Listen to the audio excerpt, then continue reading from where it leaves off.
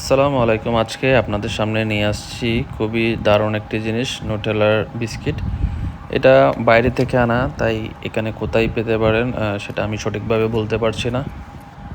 এখানে মনে হয় টোটাল 12 পিস বিস্কিট আছে। আমি খুলে আপনাদের দেখাবো। তাছাড়া এটা স্বাদ সম্পর্কে আসলে বলার কিছু থাকবে না, যেহেতু এটা নুটেলা ব্র্যান্ডেরই একটা বিস্কিট।